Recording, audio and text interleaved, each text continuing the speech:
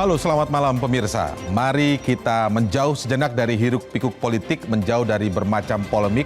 Dengan Pancasila dan Konstitusi sebagai referensi, kita berdiskusi untuk perbaikan negeri. Membahas bermacam isu kebangsaan, bukan kepentingan pribadi, kelompok, atau golongan. Visi negarawan menjadi kanalisasi gagasan-gagasan luar biasa untuk memecahkan berbagai persoalan bangsa. Dan apa tema diskusi kita? Berikut rangkumannya. Bersediakah saudara-saudara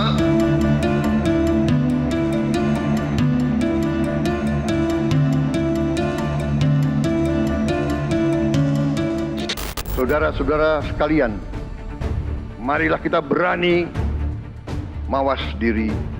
Marilah kita berani menatap wajah kita sendiri. Dan mari kita berani memperbaiki diri kita sendiri. Marilah kita berani mengoreksi diri kita sendiri. 8 program hasil terbaik cepat menjadi komitmen masa 100 hari pertama pemerintahan baru bekerja. Presiden Prabowo juga telah mencanangkan 17 program prioritas yang harus dilaksanakan jajarannya. Tekad Presiden untuk menjadi pelayan masyarakat, mengutamakan kepentingan nasional, dan menciptakan pemerintahan yang bersih tentu baik. Namun belum tentu niat baik itu tersebar merata pada birokrasi di bawahnya. Birokrasi bagaikan otot yang menggerakkan pemerintahan. Sayangnya otot itu kerap loyo, bahkan kesleo. Kinerja pemerintah pun terganggu dan sasaran pembangunan tidak tercapai. Pemenang hadiah Nobel Ekonomi, Daron Acemoglu menyatakan, selama pengelolaan negara hanya menguntungkan segelintir elit, mewujudkan bangsa yang sejahtera dipastikan sulit. Acemoglu menegaskan, lembaga politik dan ekonomi yang inklusif menjadi kunci kesejahteraan yang merata.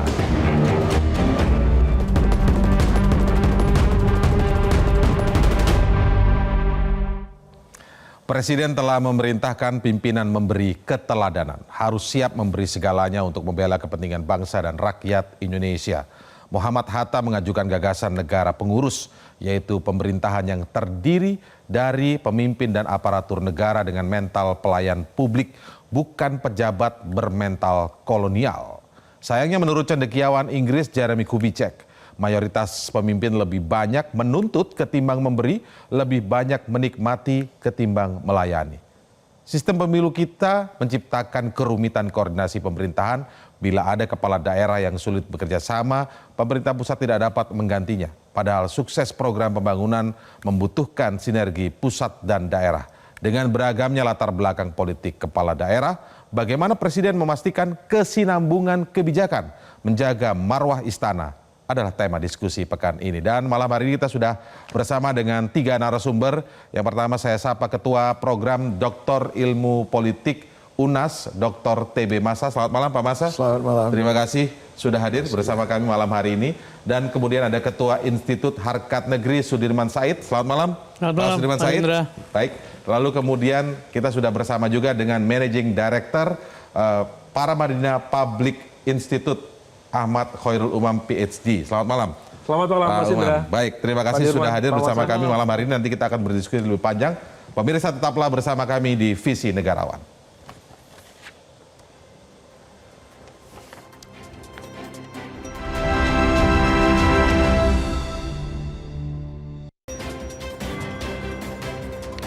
Ya, pemirsa, Presiden mengakui ada banyak tantangan dalam menjalankan pemerintahan, bekerja untuk rakyat, bersih, melayani, mengabdi, efektif, hemat anggaran adalah visi pemerintahan Presiden Prabowo. Tantangannya, bagaimana menyebarkan visi pemerintahan bersih dan profesional itu ke seluruh penjuru Nusantara. Saya langsung berbincang begitu ya, atau berdiskusi tentang hari ini kita sudah selesai melaksanakan pilkada serentak, dan mungkin ini adalah pertama dalam sejarah Republik ini dalam konteks politik prosedural ya, yaitu pemilu. Dalam hal ini pilkada ada 1.533 pasangan calon di 37 provinsi, di 415 kabupaten dan 93 kota serentak melaksanakan.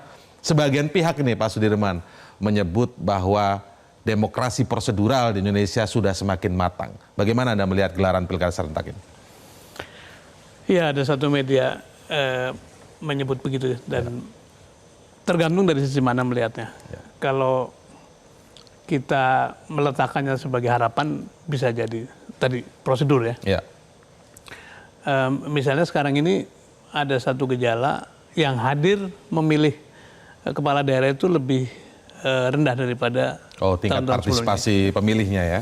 Itu kabarnya karena soal kejenuhan, karena soal skeptisisme segala macam itu.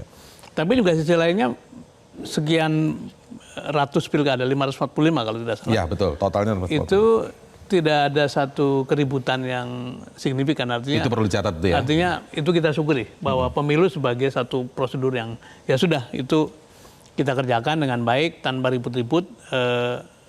Catatannya tentu ada sejumlah catatan.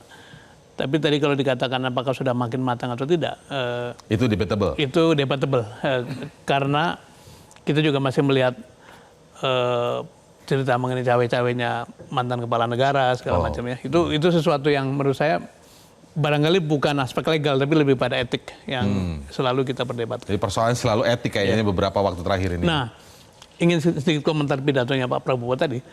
Sangat menarik karena itu dikemukakan dalam forum resmi. Forum pertama kali beliau dilantik sebagai kepala negara. Kemudian disaksikan oleh seluruh, bukan hanya tanah air tapi seluruh dunia kan. Bahkan hadir di situ para diplomat dan juga pemimpin negara dari berbagai negara. Jadi harusnya itu satu statement yang powerful yang sekarang kita sedang menunggu. Apakah ajakan harus berani memperbaiki diri, harus berani melakukan introspeksi, harus berani melakukan mawas diri itu sesuatu yang betul-betul akan dilaksanakan. Karena memang itulah indahnya demokrasi. Begitu terjadi pergantian leadership, kepemimpinan, ya waktunya untuk melakukan perbaikan-perbaikan.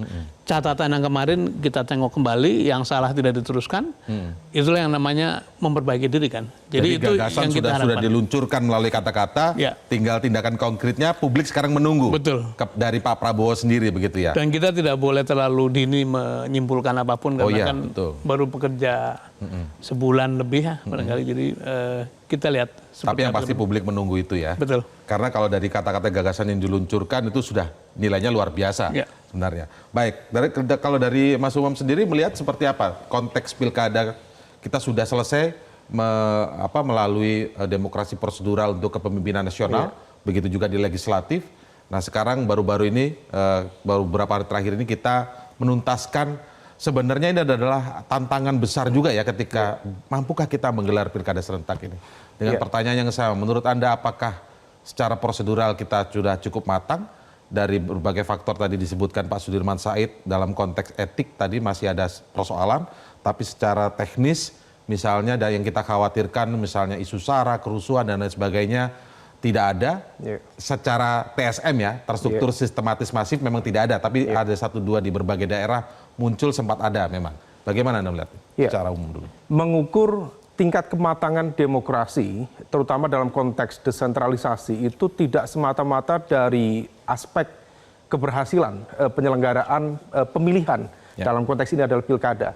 Tetapi bagaimana kemudian proses demokrasi lokal itu kemudian bisa berdampak pada hadirnya tata kelola pemerintahan lokal yang baik atau local good governance. Kalau misal kemudian itu bisa dihadirkan, kemudian masyarakat mendapatkan impact yang cukup memadai, ada public delivery service yang cukup baik, maka itu bisa dipahami bahwa kematangan berdemokrasi memang betul-betul matang, bukan semata-mata semua berjalan lancar, tidak ada mobilisasi kekuatan yang kemudian berkonfrontasi ya. Karena bagaimanapun juga saya setuju yang disampaikan Pak Sudirman Said tadi, bahwa tidak ada apa-apa di atas kertas, di lapangan, bukan berarti bahwa kemudian di lapangan itu bebas dari money politics, bahwa di bawah itu kemudian lepas dari belenggu oligarki dan sebagainya. Nah oleh karena itu ini yang kemudian harus kita refleksikan bersama. Karena bagaimanapun juga penyelenggaraan Pilkada 2024 adalah sebuah eksperimen baru dari teman-teman di Senayan dan juga pemerintah. Yang harapannya ketika Pilkada didekatkan dengan Pilpres dan juga Pileg, maka kemudian diharapkan akan ada satu kepemimpinan bersama dari pusat daerah, betul-betul fresh, baru, sehingga kemudian dalam menjalankan agenda kepentingan dalam konteks kebijakan publik itu bisa kemudian berjalan tidak lancar. Tumpang tindih, tapi tidak tumpang tindih, kemudian nanti di tengah nanti ganti lagi dan sebagainya. Tetapi satu hal yang harus difahami bahwa ketika kemudian itu dilakukan, maka praktis akan terjadi semacam shutdown dalam konteks proses ya. Karena pemerintahan baru sekarang dengan nomenklatur yang berbeda, praktis 46, 48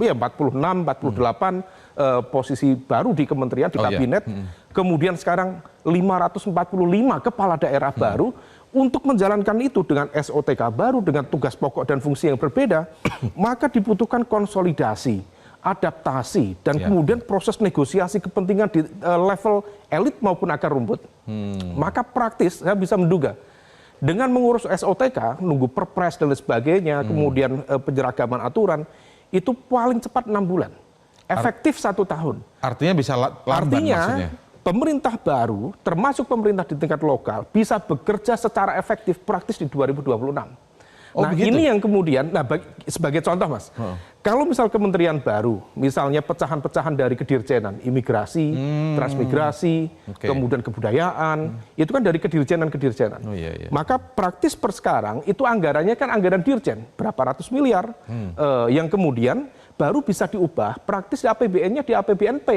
Kapan APBNP? Baru cair praktis September tahun depan. Nah kita bisa menduga bahwa kalau misal di pemerintah pusat juga butuh waktu, ruang kontemplasi, ruang konsolidasi yang cukup panjang, di level daerah juga tidak jauh berbeda. Nah ini yang hubungannya dengan daerah tadi apa? Kalau tadi kan memang kementerian ada banyak perubahan nomenklatur antara 48 tadi, memang ada tunggu di APBNP yang tadi cairnya September, berarti artinya tahun 2025 besok itu juga praktis masih tidak akan ada yang signifikan secara penganggaran. Artinya ini ke daerahnya gimana? Ke daerahnya gimana? Ini artinya yang sedang belajar ini bukan hanya di tingkat pusat, di tingkat daerah yang 545 kepala daerah tadi juga sedang belajar bersama-sama, terutama mereka yang bukan dari incumbent. Nah ini yang kemudian tentu dibutuhkan komitmen bersama ya. Kita berharap juga misalnya Kemendagri sebagai elemen yang membawahi berbagai stakeholders di pemerintah daerah bisa melakukan proses konsolidasi lebih cepat. Karena begini Mas, kalau ukurannya adalah aspek kekuatan menghadirkan inovasi kebijakan publik di tingkat lokal, maka praktis desentralisasi ini hanya bisa melakukan itu hanya di sekitar Jawa dan beberapa titik-titik kekuatan wilayah di luar Jawa. Selebihnya praktis mereka hanya ngatung tuh. DAU dan DAK. Selebihnya apakah kemudian bisa dihitung berapa persen wilayah di luar Jawa yang bisa menghadirkan inovasi kebijakan sehingga memunculkan economic powerhouse baru di Indonesia. Jadi yang ada DAU, DAK aja DAK dan kemudian menjalankan tugas rutin. Nah, tidak ada sebuah layanan publik yang genuine, yang baru. Nah, ini yang perlu kita hitung lagi. Apakah kemudian desentralisasi bisa menghadirkan public delivery service yang baik, bisa menghadirkan esensi demokrasi. Sebelum lebih jauh ke sana, saya ingin coba menggarisbawahi soal sinkronnya pemerintahan pusat dan pemerintahan daerah ya. Tadi konteksnya juga itu. Itu tadi memang satu hal yang menarik. Tapi saya izin tanya ke Pak Masa dulu. Kita ingat saat 7 November Rakornas pemerintahan pusat dan pemerintahan daerah, Wakil Presiden Gibran Rakabuming Raka itu mengingatkan kepada para kepala daerah yang hadir saat itu bahwa sekali lagi digarisbawahi tidak ada visi lain selain visi presiden.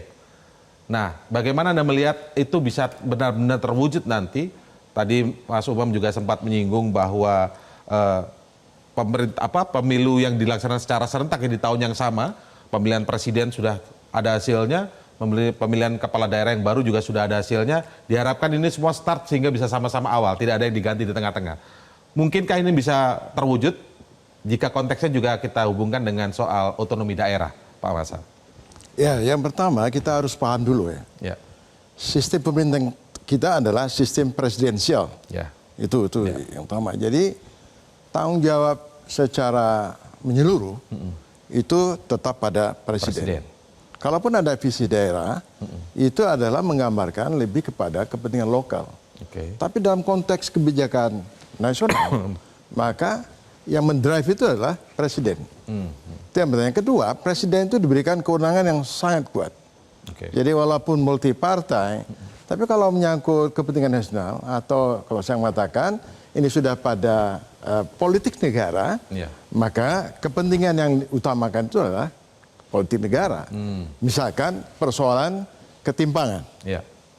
Ya, ketimpangan sosial itu tidak hanya persoalan lokal, itu ada kait-mengkait dengan sistem kekuasaan, ekonomi politik yang terpusat dan seterusnya.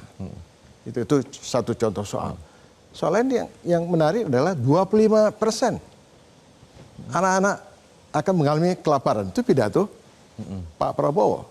Ya, jadi ada beberapa isu yang sangat fundamental, yang sangat krusial, dan itu adalah menyangkut national interest. Nah, kembali lagi kepada Presiden, ya, bagaimana bisa mendrive kebijakan-kebijakan nasional itu, kemudian daerah-daerah itu tidak ada pilihan lain, ya, kecuali ikut. Boleh berbeda, tetapi itu yang sifatnya lokal. Jadi kalau kemudian ada tumpang tindih, kemudian harusnya tidak terjadi, ya? Tidak terjadi, itu berarti ada persoalan, ya, pada level kepimpinan daerah. Kita nggak tahu apakah bagaimana dia cara membaca persoalan nasional. Ya. Kalau kita melihat ke belakang, ya, ini melihat sebagai evaluasi ke belakang, kan sulitnya ketika ada 1-2 daerah atas nama otonomi daerah kemudian mungkin tidak selaras, bukan tidak selaras untuk berbeda jauh, tapi mungkin ada perbedaan bagaimana mengeksekusi, ya, kurang lebih seperti itu. Maka bagaimana pemerintahan pusat itu melakukan penghukuman, tanda kutip, ya, karena hasil pilihan rakyat juga. Jadi artinya bagaimana memberikan sanksinya pemerintah pusat itu sebagai wujud untuk bisa sama gitu maksudnya, Pak Masa? Ya, satu kewenangan pemerintah pusat adalah dalam mendistribusikan anggaran. Oh. Ya, sebenarnya itu kuncinya mudah sekali. Ya. Dan bahkan itu kalau pemerintah pusat, dalam ini adalah Kemendagri, dia punya sistem evaluasi terhadap pembangunan daerah, itu sebenarnya sangat mudah dikontrol. Apabila kepala daerah tidak bisa memenuhi kepentingan nasional, kebijakan nasional yang ditetapkan oleh Presiden, maka itu ada sanksinya kepada penganggaran. Dalam konteks penganggaran sanksinya. Iya. Apalagi kalau hasil evaluasi itu tidak mencapai ya target-target yang sudah ditetapkan. Nah, saya kira Presiden itu harus tegas. Dan Presiden tidak boleh ya ragu-ragu untuk mengambil tindakan. Nah, ini kembali lagi, tentu kan Presiden itu dibantu oleh menteri-menteri. Nah, jadi sebenarnya tugas menteri-menteri itu adalah bagaimana menerjemahkan, kemudian sekaligus mengoperasionalkan melalui birokrasi, ya, kementerian, lalu sekaligus juga mengevaluasi. Saya kira 3 hal itu. Nah, kalau menteri itu dia tidak mampu untuk menjalankan itu implikasinya pada kebijakan Presiden. Walaupun Pak Presiden, Pak Prabowo pidatonya itu kan saya jadi apa ya, boleh juga ini ada suatu harapan baru, ya. Ya, tapi pertanyaan tadi Pak Sudirman saya kira juga tadi sudah mengatakan. Publik menunggu. Menunggu. Ini semua menunggu, ya. Apakah pidato Pak Prabowo itu bisa nggak diwujudkan? Salah satu contoh lagi, saya yang sederhana. Soal law enforcement. Penegakan hukum itu bukan hanya persoalan ada yang di peradilan, tapi bagaimana menertibkan birokrasi. Ya, bagaimana birokrasi supaya efisien, bagaimana kerja birokrasi tidak bocor, bagaimana kerja-kerja birokrasi itu accountable di dalam penggunaan anggaran dan juga accountable di dalam outputnya, outcome-nya. Ya. Hasilnya. Kalau sistem itu ada dan bisa diefektifkan, saya kira komando, ya, Presiden sebagai komandan, ya, jadi pidatonya itu akan bermakna kalau ini bisa dijalankan. Tetapi kalau lini-lini mulai dari kementerian ke bawah tidak mampu, saya kira agak susah. Ada garis bawah publik menunggu karena apa yang dilontarkan oleh pemimpin nasional dianggap luar biasa, ada harapan. Tapi dari sisi lain tadi Mas Umam bilang kalau kerja-kerja secara teknisnya praktis baru 2026 itu bisa berjalan mulai maksimal. Nah, kapan publik bisa, selama apa publik bisa menunggu apa yang dikatakan dan itu bisa terjadi dalam bentuk perbuatan? Kita akan membahasnya setelah jeda berikut, tetaplah di Visi Negarawan.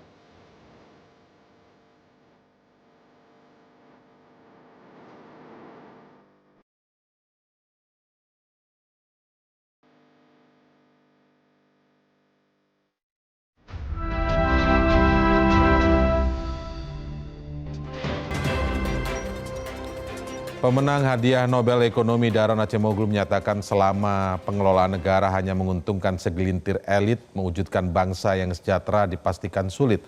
Acemoglu menegaskan institusi politik dan ekonomi yang inklusif adalah kunci mewujudkan kesejahteraan.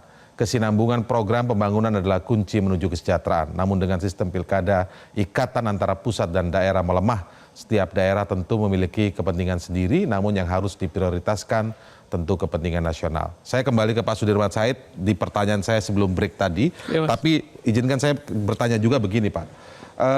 Sebenarnya konteks hubungan antara pemimpin di daerah atau lokal tadi dengan pemimpin pusat harusnya kan dengan mudah dengan tadi pilkada serentak dijalankan dalam tahun yang sama, pemimpinan nasional terpilih, pemimpin daerah terpilih gitu, supaya bisa klop itu sebenarnya bagaimana? Karena kan ada konteks otonomi daerah yang memiliki kekhasan lokal masing-masing daerah. Ini yang mungkin menurut saya sering disederhanakan seolah-olah supaya ikut semuanya sama sebarisan. Sama itu harus satu warna gitu ya. Kemudian berusaha semua daerah dikendalikan. Tapi sebetulnya kan begini ya, kalau ini pakai ilmu manajemen nih. Kalau lapis paling bawah itu kan pedoman kerjanya adalah SOP kan, yang ketat lah. Ya. Lapis ke tengah pedoman kerjanya adalah policy dan regulasi gitu. Tapi lapis paling atas sebetulnya kan yang diperlukan adalah visi, values, gambar besar, big picture gitu. Jadi sebetulnya tidak penting apakah kepala daerah satu partai atau tidak, satu warna atau tidak, asal tadi desain bernegaranya dipahami, valuesnya sama, konstitusinya dipahami, valuesnya sama, itu akan bergerak ke arah yang tanpa harus diseragamkan. Betul. Jadi harus ada satu pemahaman bahwa kepala daerah juga pemimpin sebagaimana para menteri. Benar bahwa ada kata-kata tidak ada visi lain kecuali visinya presiden. Tapi itu sebetulnya belum benar sepenuhnya. Karena tidak 100% benar karena kalimat itu ya. Sektor juga punya visi. Menteri harus punya visi lah. Visi energi, visi pangan, visi infrastruktur. Daerah juga mesti punya visi tergantung pada konteks di mana dia berada. Jadi apa yang menyatukan mereka sebetulnya bukan pekerjaan detail yang diatur, didikte dari pemerintah pusat. Tadi dikatakan bahwa sistem presidensial memang presiden punya kewenangan penuh untuk mengatur seluruh negeri, tetapi bukan berarti dia mendikte seluruh tahapan. Misalnya pada waktu menyusun anggaran kan tergantung situasi di lapangan gitu kan. Jadi yang menyatukan atau yang menggerakkan ke arah tujuan yang sama adalah values yang sudah dituliskan baik-baik dalam berbagai rumusan-rumusan. Bahwa ada SOP di tingkat bawah tadi agak berbeda. Itu urusan masing-masing. Itu karena otonomi daerah juga punya masing-masing begitu ya. Betul. Kekhasan daerahnya. Jadi misalnya tadi khawatiran soal ini kalau serentak pilkada bagaimana cara bergeraknya. Mungkin hal-hal yang sifatnya khas dari masing-masing kepala daerah akan menunggu waktu tuh, seperti Prof. Umang katakan. Tapi yang rutin seperti gaji pegawai, kemudian anggaran-anggaran sifatnya rutin tuh sebenarnya bisa jalan karena SKPD-nya juga belum tentu ganti. Tapi benar sekali bahwa harus ada orkestrasi. Dan dari mana? Dari pimpinan tertinggi. Kembali pada pidato tadi, bukan kita mau membesar-besarkan, tapi memang pemimpin tertinggi bekerja dengan pesan gitu. Nah, pesan itu diterjemahkan dalam berbagai kebijakan, strategi, kemudian nanti sampailah pada keputusan yang sifatnya tertulis.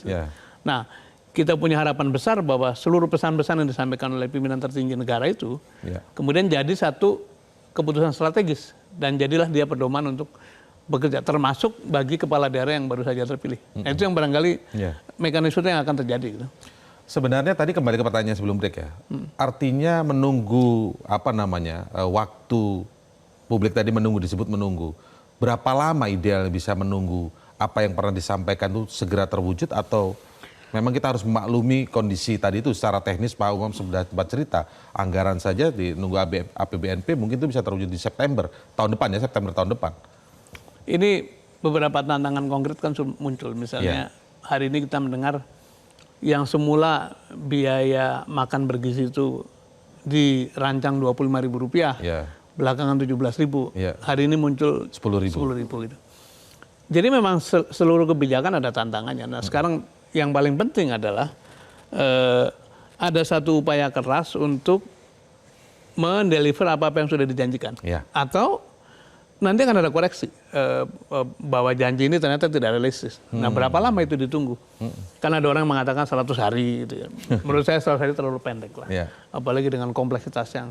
Tapi kita tunggu fair 6 bulan setahun itu akan ketemu, apalagi dengan tim yang besar sekali, akan ketemu formasi gitu ya. Saya ketika masuk ke pemerintahan sebagai menteri misalnya, karena kebetulan saya sedikit banyak paham sektor itu, adjustment-nya tidak lama itu. Dalam waktu sebulan 2 bulan kita sudah bisa lari kencang. Tapi kan belum tentu semua mengalami hal yang sama. Jadi menurut saya waktu antara 6 bulan setahun itu sesuatu yang wajar, sambil tentu saja suara-suara untuk mengingatkan terus kita lakukan, karena itu tugas dari masyarakat. Nah, sedikit kemudian menghubungkannya dengan pemimpin di daerah begitu ya Pak Umam ya. Lalu kira-kira kita lihat kan pemimpin daerah ini kan juga diusung oleh partai-partai politik yang beragam juga. Kadang ada di tingkat nasional itu bersama-sama dalam koalisi, mungkin ya kalau sekarang kita dengar Kim Plus gitu ya. Tapi ada juga dalam Kim Plus di nasional itu berbeda juga di daerahnya gitu. Nah, pertanyaan dan tantangan tentu saja sebenarnya ketika mau bersama, dan maksudnya bukan bersama, visinya, value-nya sama, tapi datang dari parpol yang beragam juga kepala daerah ini. Kan kadang-kadang kepala daerah juga ini ketumnya seperti ini nih, tuntutannya atau tuntutan dari kepartainya juga seperti ini misalnya. Mungkin agak sedikit beda nih kalau programnya pemerintah secara nasional, secara teknisnya bisa nguntungin partai yang sebelah sana gitu. Itu kan kita temui setiap saat di lapangan begitu dalam 5 tahun perjalanan kepemimpinan baik di daerah maupun di nasional.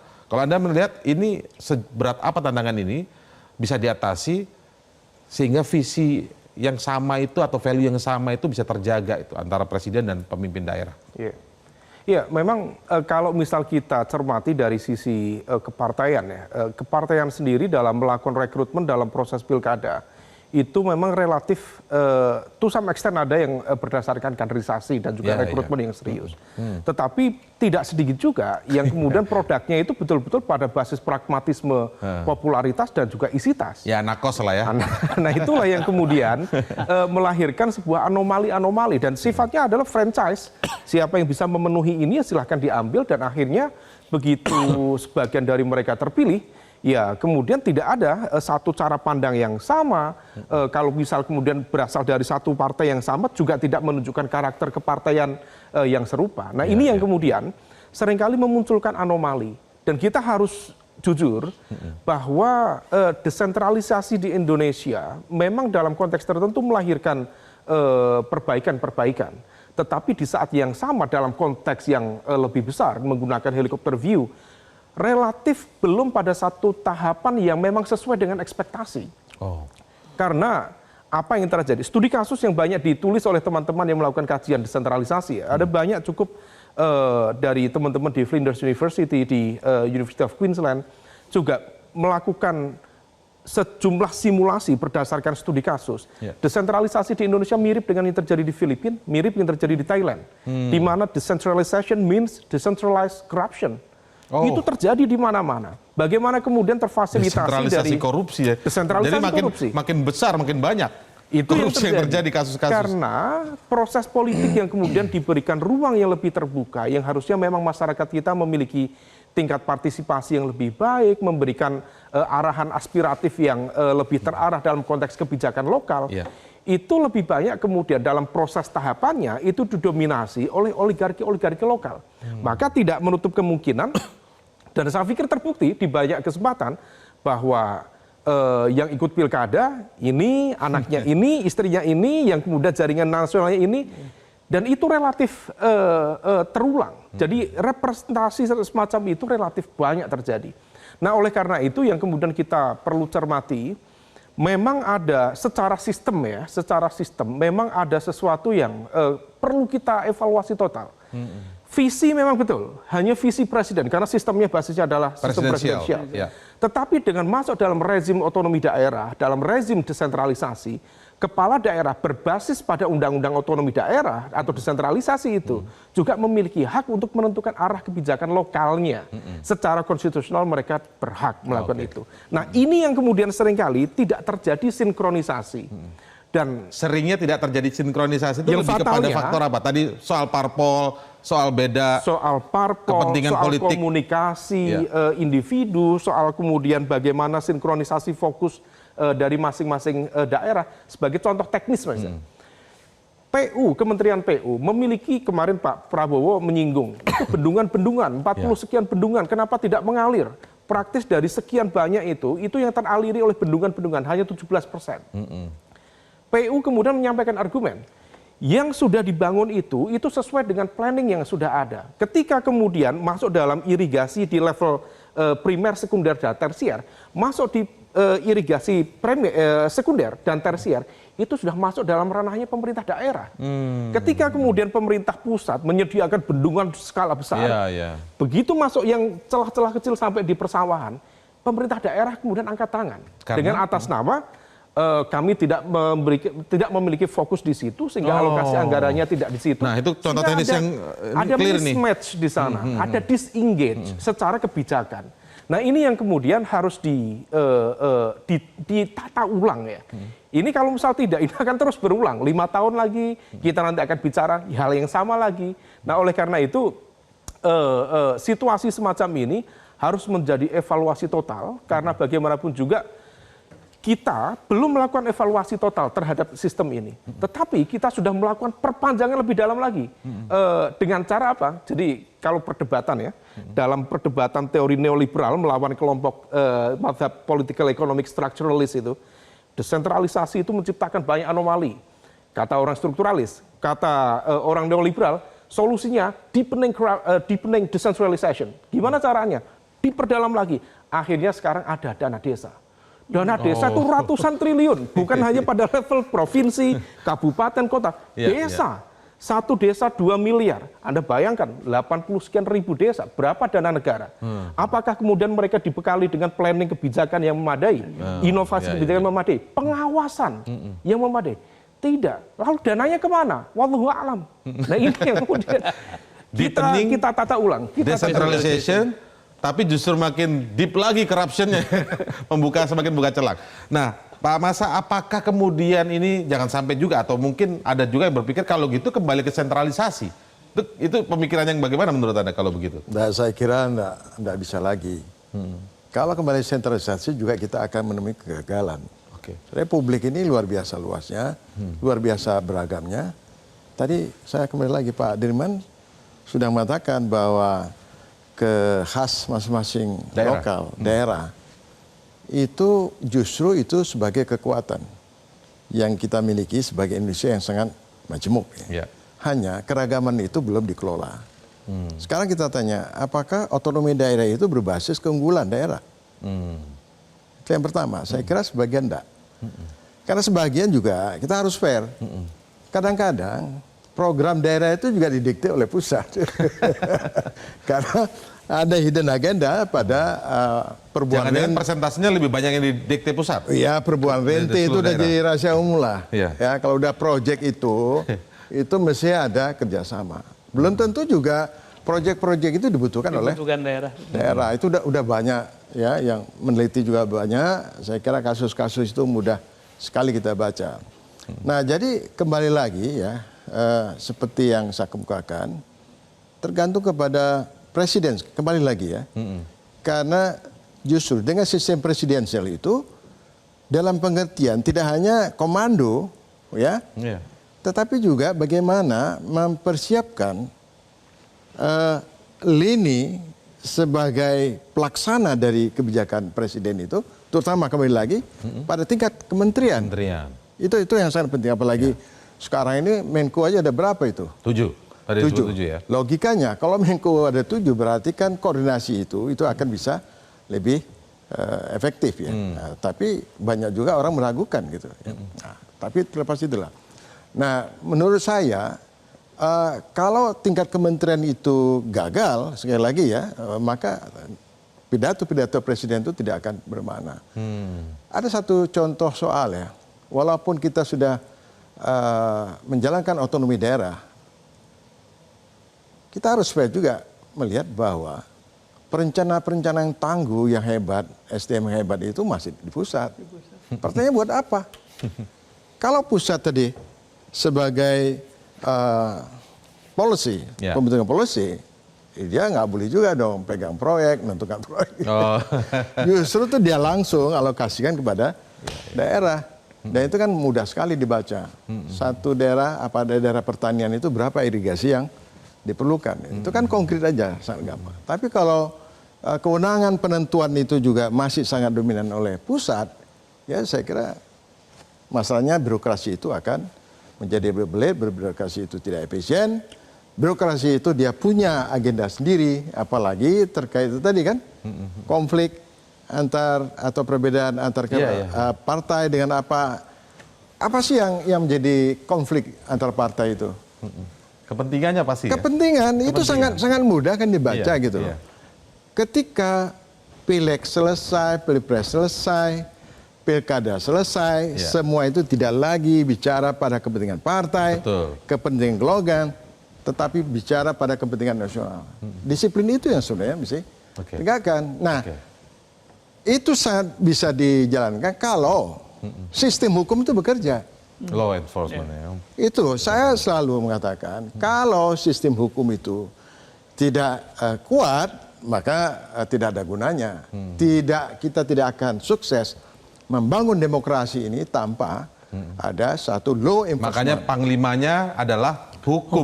Ya. Dalam semua yang kita bicarakan. Itu hukum itu terkait dengan investasi, hukum itu termasuk birokrasi, hukum itu termasuk soal pendisiplinan anggaran dan seterusnya. Itu implikasinya luas sekali. Tapi kalau penegakan hukum seperti model sekarang ini kita lihat, kalau ini tidak berubah, karena itu juga terkait Pak Maulana ya. Pelaku-pelaku ini kan sebagian juga bermasalah dengan hukum. Nah itu dia. Kalau panglimanya hukum, untuk mewujudkan semua yang kita bicarakan ini bisa berjalan lancar, karena tadi kalau sedikit kesimpulan awal sebelum kita akhiri nanti, itu adalah sistemnya masih memungkinkan untuk kemudian baik dan memang sudah cukup baik. Kadang-kadang memang berbeda soal tadi kepentingan. Ada kepentingan untuk terus ya misalnya oligarki dan lain sebagainya itu. Nanti kita akan bahas lebih lanjut. Pemirsa tetaplah bersama kami di Visi Negarawan.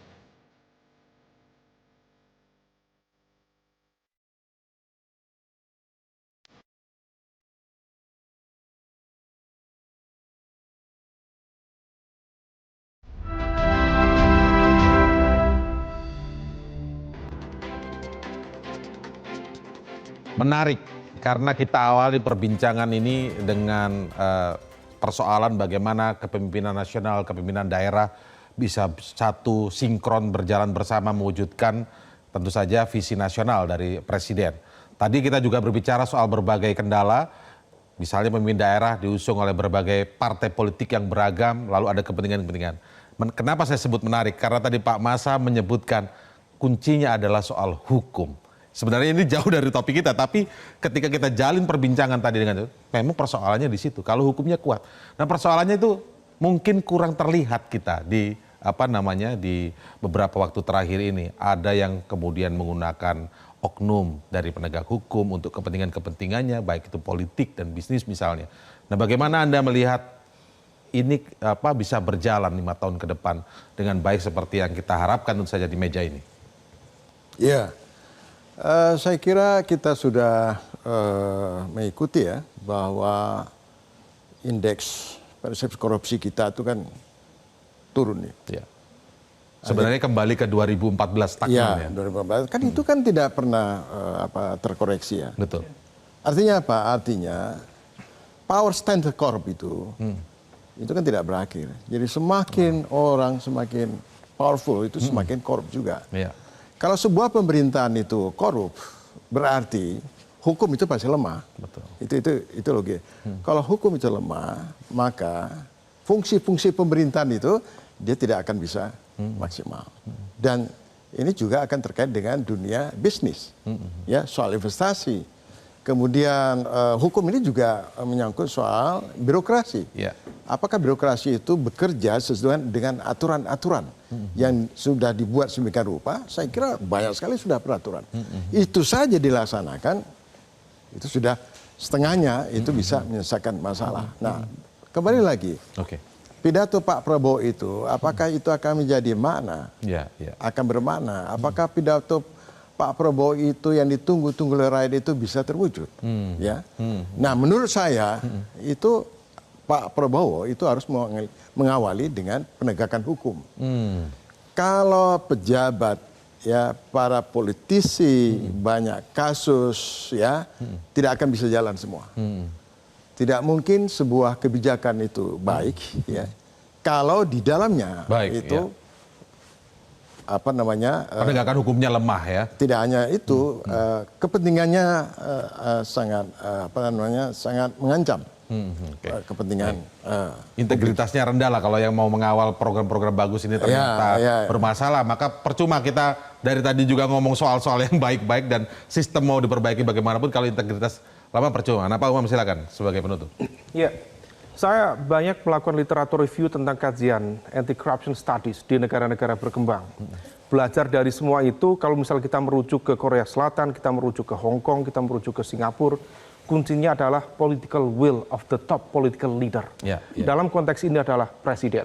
Maka kalau misal sesuai dengan tema malam ini, Muruah Istana, maka kalau misal presiden mau atau memiliki political will untuk menggunakan tangan kanannya Kejaksaan Agung, tangan kiri misalnya ada KPK, kemudian ada Polri, karena ini 3 lembaga yang memiliki elemen kekuatan dalam penegakan hukum, asal zero interest, tidak memiliki preferensi dalam konteks penegakan hukum, kemudian preferensi politik, agenda kepentingan, maka kalau misal itu bisa dilakukan, penataan itu akan jauh lebih efektif. Nah, ini yang kemudian kita harus, kalau misal merujuk ya pada dulu yang disampaikan Aristoteles, yang dimaksud dengan king of philosopher itu bukan semata-mata king seperti raja, tetapi pemimpin yang filosofis, yang memiliki pemahaman, sekaligus juga zero interest tadi itu. Itulah kenapa kemudian orang menuding Lee Kuan Yew otoriter, tidak demokratis. Tetapi kalau dia meletakkan basis meritokrasi, good governance, jadi itu negara peradaban. Hanya dalam waktu praktis 5 tahun kemudian terjadi akselerasi. Nah, ini yang kemudian betul-betul harus kita cermati supaya kemudian narasi ini harus dikembangkan dan dijalankan.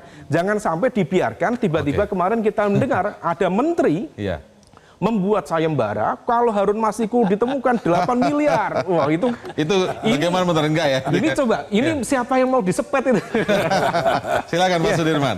Jadi kita kembali pada desain bernegara ya. Kita memilih republik bukan monarki. Betul.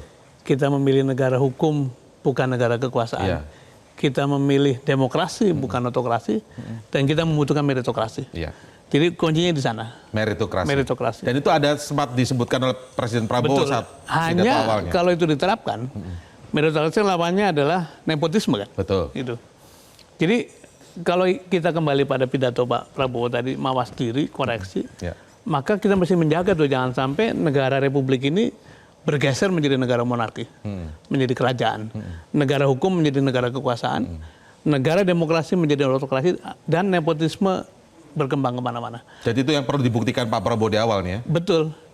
Saya ingin menggarisbawahi dari kedua pembicara kita ini, keteladanan menjadi penting. Dan itu adalah fungsi utama dari kepemimpinan.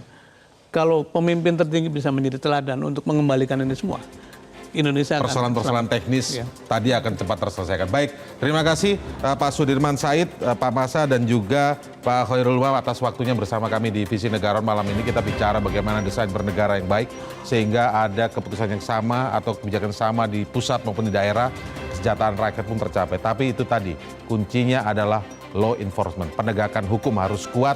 Kalau kita memilih republik, maka kita akan membutuhkan meritokrasi, dan sekali lagi seperti kata Pak Sudirman, kita menolak nepotisme. Itulah yang ditunggu kepada Presiden Prabowo agar menjadi teladan. Saya Indra Maulana mengucapkan terima kasih. Anda sudah menyaksikan Visi Negarawan. Selamat malam, sampai jumpa.